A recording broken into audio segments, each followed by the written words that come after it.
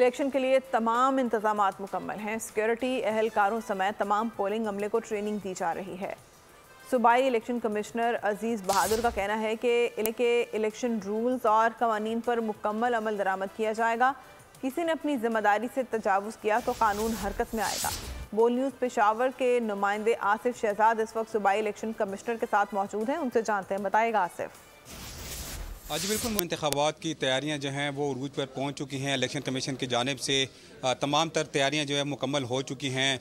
جو انتخابات کے لیے میٹیریل کا عمل ہے اور جو دیگر اقدامات اٹھائے جا رہے ہیں وہ مکمل ہیں۔ ہمارے ساتھ صوبائی الیکشن کمیشنر موجود ہیں، ہم ان سے بات کریں گے کہ کیا اقدامات اٹھائے جا رہے ہیں۔ جس طرح کیا اقدامات ہیں انتخابات کے حوالے سے؟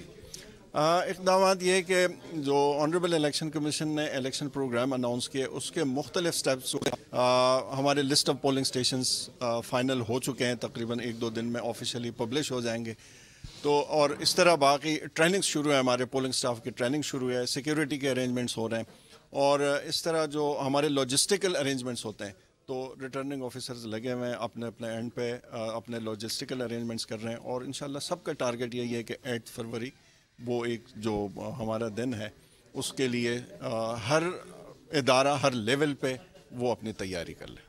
اچھا سر، انتخابات کے جو رزلٹ ہے اس حوالے سے بتائیے گا، رزلٹ کا کیا طریقہ کار ہوگا انتخابات کے دن؟ جو پہلا پولنگ سٹیشن کا رزلٹ ہے ظاہر ہے پریزائڈنگ آفیسر بناتا ہے، اور جس کو ہم فارم 45 کہتے ہیں، تو پورے جو پولنگ سٹیشن پہ رزلٹ ہے وہ فائنلی اسی فارم 45 پہ بن جاتا ہے، اور پریزائڈنگ آفیسر قانونی طور پہ پابند ہے کہ جو ہی رزلٹ فائنل ہو تو وہ وہیں پہ اناؤنس بھی کرتا ہے اور اس کی ایک کاپی پولنگ سٹیشن پہ ڈسپلے بھی کر لیتا ہے۔ جو ایک ضابطہ اخلاق بنایا گیا، عمل بنایا گیا، انتخابات کے جو نتائج ہیں اس حوالے سے بھی اقدامات اٹھائے جا رہے ہیں۔ بہت شکریہ۔ سبسکرائب کریں اور بیل دبائیں تاکہ کوئی خبر رہ نہ جائے۔